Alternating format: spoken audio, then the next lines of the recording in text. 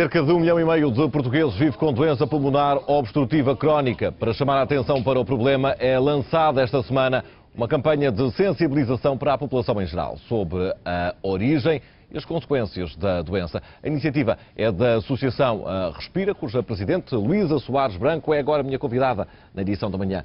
Muito bom dia, seja bem-vinda à edição da manhã. Obrigada. Como está? Que campanha é esta? Olha, é uma campanha que nós agilizamos e pusemos no ar, que tem vários componentes. Tem um spot que está a passar em alguns canais de televisão, inclusive na SIC. Temos também uns MUPIs, quer na rua, quer no metro, nas estações de metro. E hoje, na véspera do Dia Mundial da DPOC, vai-se fazer uma distribuição de folhetos à população explicando o que é a doença pulmonar obstrutiva crónica. Vamos fazê-lo aqui também. Como é que surge esta doença? O grande fator de risco para a doença, para o surgimento da doença, é o tabagismo. E também as profissões ou as pessoas que têm contactos com fatores poluentes. Mas digamos que 80% dos casos de DPOC têm origem no tabaco. Foi o seu caso assim também? Foi o meu caso também. Quando é que começou a perceber que algo não estava bem com a sua respiração?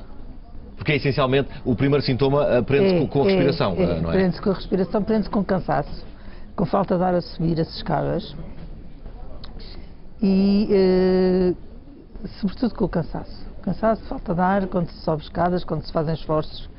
E o fumador normalmente tem tendência para se desculpar com o stress. Eu digo isto para mim. Há uma tendência para desvalorizar esses primeiros sintomas? A pessoa não valoriza os sintomas, portanto também não os refere ao médico e depois quando é diagnosticado normalmente já está em estadios um bocadinho mais avançados da doença do que poderia estar no caso de haver uma detecção precoce da doença. Foi assim consigo também? Foi assim comigo. Foi detectada a doença já numa fase não tão avançada como estou agora. Portanto, quando foi detectada a doença estava no estádio 2.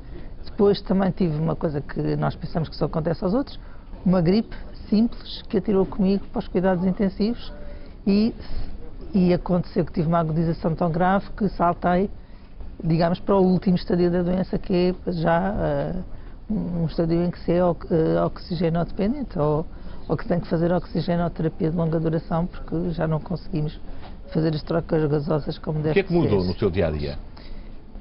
Com a DPOC, quando foi diagnosticada, pouco, porque eu continuei a trabalhar, cumpria as prescrições médicas, continuei a trabalhar as mesmas horas por dia, embora suavizasse um bocadinho o subir escadas.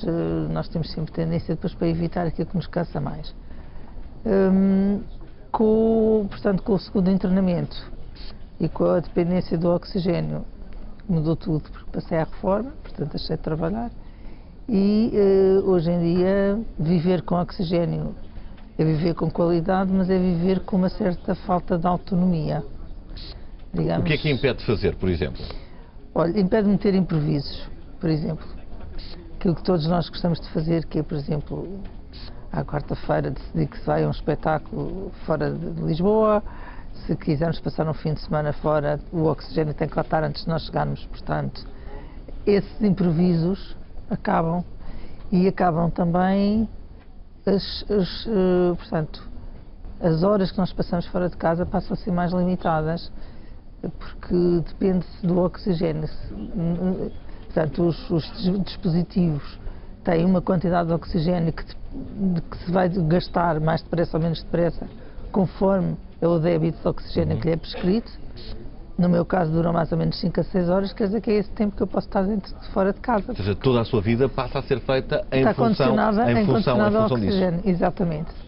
Há uns dispositivos novos agora que estão a ser introduzidos quando digo no mercado, é no mercado português das empresas e também junto aos doentes, portanto, experimentados junto aos doentes, que são os concentradores portáteis, que permitirão que a pessoa esteja mais tempo fora de casa, porque tem umas baterias que se carregam, portanto, com eletricidade, iguais às nossas baterias. É possível melhorar a qualidade de vida destes doentes, mas infelizmente não há cura para este problema. Não há. É uma doença irreversível e normalmente é progressiva com a idade. E acha que se fala pouco da doença pulmonar obstrutiva Fala-se crónica? pouco de todas as doenças respiratórias crónicas. As pessoas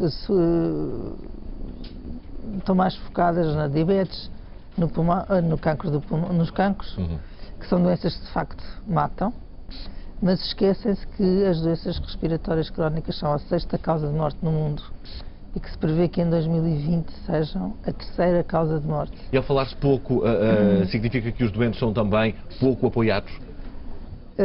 Os doentes não. Quando são diagnosticados são bem apoiados.